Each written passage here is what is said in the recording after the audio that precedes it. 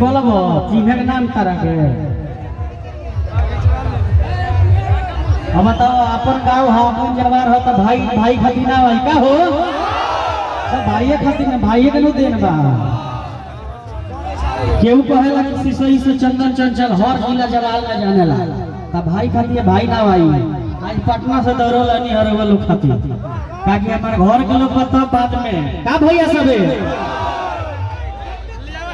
आप सबके प्यार है भैया सभी। आज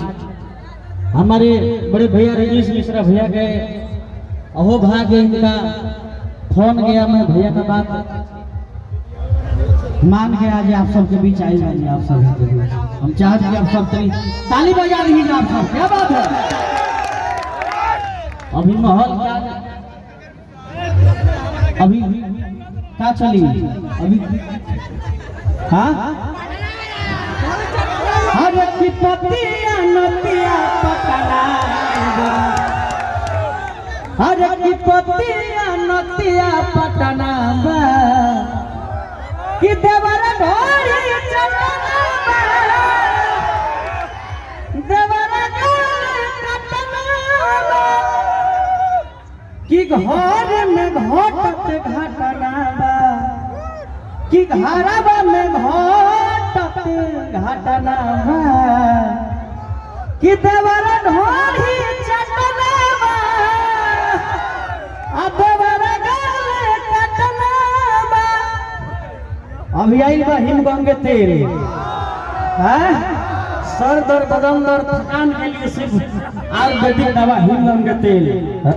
हमारे बीच देखिए हमारे बिल्कुल मस्जिद का हमारे बड़े भैया हमारे आगे मस्जिद का है हमारे बड़े भैया आ चुके हैं तो इसके लिए आप लोगों दिल से धन्यवाद और आप लोग से लोग क्या हमारे भैया आप लोग पसंद करते हैं तो जोर से ताली का स्वागत कीजिए। चलिए बहुत बहुत धन्यवाद हमारे सिंह और साथ साथ यहाँ हमारे भाई राम बाबू सिंह उनका बहन का ही पे घर है वो भी मेरी बहन है दिल से धन्यवाद। और राम बाबू सिंह मेरे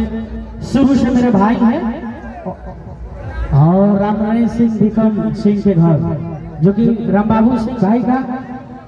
शुरू से प्यार है हमको बहुत प्यार है। हमारे अभी तो कहीं बाहर है उनका प्यार से बात आप सब बीच हम आए हुए हैं क्या अब आईगा हिमगंगे तेल अरे की पहले खाला बाद में नहाला कि नहर के बूझे गंगे सखी हर की रहन से बानी तंगे सखी डाले धोड़ी में तेल ही मगंगे सखी बोले वाली ठंडा ठंडा कूल कूल अभी आई है